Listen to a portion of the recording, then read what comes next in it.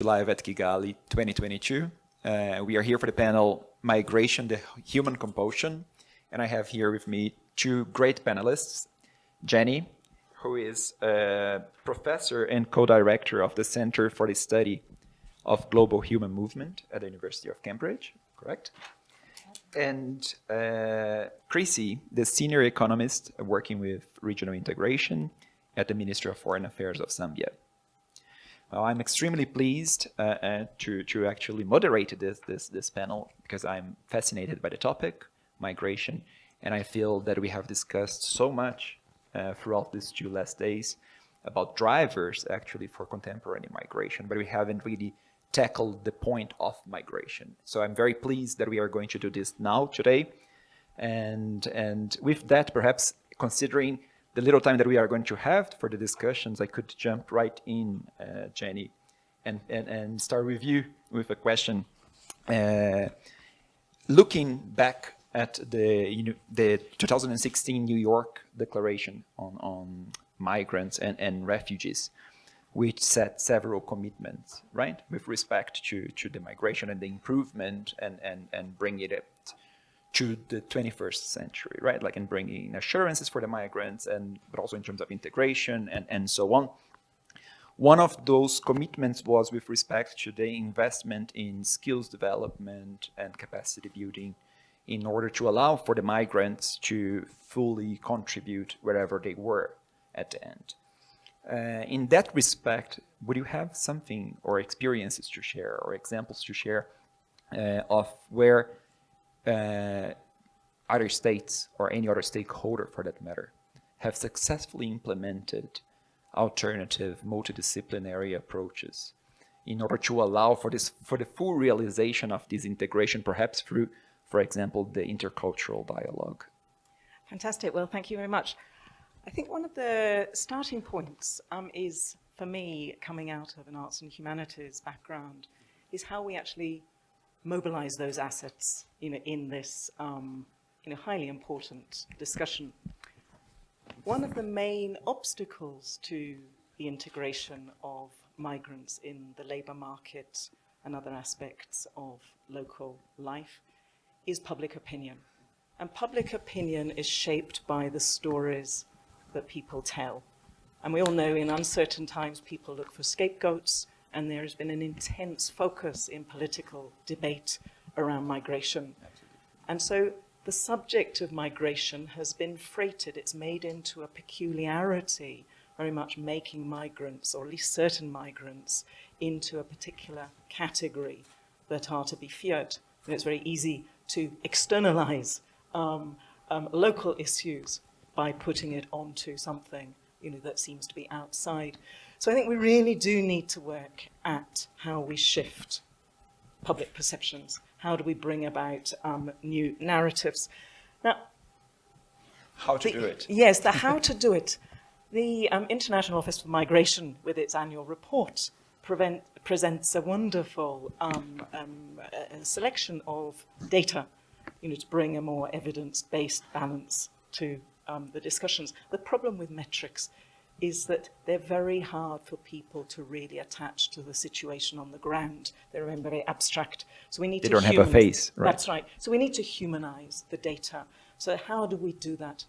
Now, I'd make a strong push for how we bring the question of migration much closer home by actually going back in time. One of the problems, I think, of a lot of the discussion is very presentist, which allows, like the migrants, for the issues to be externalized. If the migrants are coming here, and it's the migrants without the human face, then it's because they've got problems back in their home. We've divided. But if we go back, and we can start exploring and making more prominent the relations, which are generally relations of unequal power, of violence, of oppression, that the European states still have in many contexts, with those geographical regions from which migrants are now coming. So I think that historical understanding is crucial. There's a wonderful opening anecdote in Suketa Mehta's Immigrant Manifesto. Begins with his grandfather, who was born in India, worked in Kenya and retired in London, somebody saying, why are you in our country? Why don't you go home? And he said, we're the creditors. You came to our country, took our wealth, so we're coming to call in the fee. So we are here because you were there. So it seems that's a very important starting point. Now there you talked about the other actors. It seems to me that that's a topic for curricula in the school sector, in the higher education sector. It's one that is being taken up, but there's more that needs to be done. It's undergoing transformation in galleries and museums. It's a place, it's an area where the screen media and of course journalists, need to engage. A lot of journalism is very here now, and we need a little bit more of the then there to actually contextualize the discussion. But turning to the question of intercultural dialogue, it's something much closer to home, perhaps for me, quite literally. Cambridge is one of the most divided cities in the country in terms of wealth, and I've been working both in Cambridge but also with Peterborough City Council, which is a city with a very high degree of social deprivation. And there it's how you build better relations on the ground. How exactly? And so the how there, well, it always helps to have a background in language training. That's not something that we're particularly strong at in Britain, and I think that's part of the problem. Learning a language is already to understand how difficult it is for somebody not speaking their own language, but also to open you up to the fact that there are different epistemologies, as we put it in the building, in the business. But also, intercultural dialogue has to be practiced. It can't just be taught theoretically. It needs to be exercised. And therefore, let's not forget that hidden within the Global Compact of Migration, Objective 16 of its many clauses, is the commitment for local authorities to provide spaces where locals, which includes the migrants, to engage in mutual exchange. To coexist. To coexist, right? And not just coexist alongside each other, but to exchange stories, to appreciate each other's culture. And culture, I suppose, and that would be my final point, is something that, like migration, has been highly politicized, and both have been brought within a very nationalistic framework.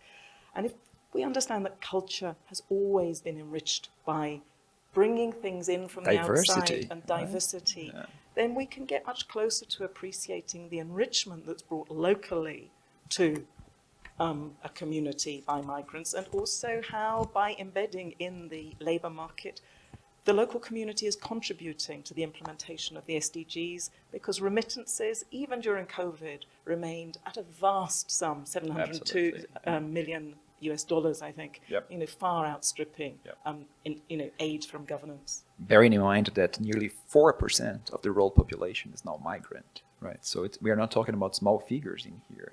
You were mentioning the remittances, but everything related to that assumes proportions that are quite broad, considering that 4% of the world population is migrant. Thank you so much, Jenny. That's fascinating, especially the arts-based approach to how to foster this intercultural dialogue and integration. Thank you very much. How much, Chrissy, have we seen in terms of attempting to minimize, or attempts to minimize, the adverse drivers and structural factors that normally compel people to leave their home countries, right? And perhaps I could add in here in this question, are there steps that we can actually take to avoid and mitigate some of the main drivers that we just talked about for mass migration movements? Thank you so much, Mr. Moderator. Migration, as per se, is inevitable. We have a pull and push factors that enable migrants to move in search of a better life.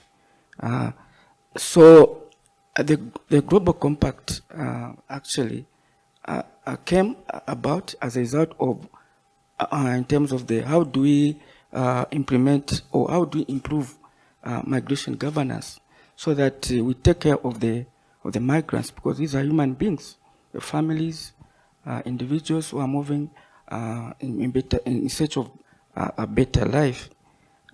So in terms of looking at the progress that has been made, there was a meeting in New York just to look at the progress in line with General Assembly Resolution 73/326, just to see how countries have fared in line with their commitment. Are we doing well?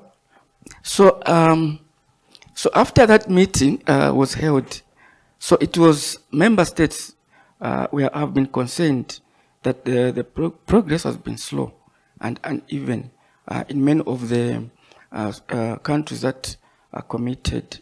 One of the issues that has been raised is the COVID-19 pandemic, which has reshaped many aspects of international migration in terms of not letting people to move because maybe they might infect other people on the other side. So there have also been great efforts by member states to develop ambitious national responses just to implement the Global Compact. But however, we've seen that the push factors, even now, we are seeing them emanating from political factors, persecution, conflict, war, also environmental factors, natural disasters, climate change. The other one has been the poor quality of life and lack of jobs and poverty, which is driving migrants from their homes or original homes where they've been staying. But on the way, in terms of migration governance, we are supposed to look at violation of human rights. How do we treat the migrants, where they're coming from and where they're going to? So these are human beings.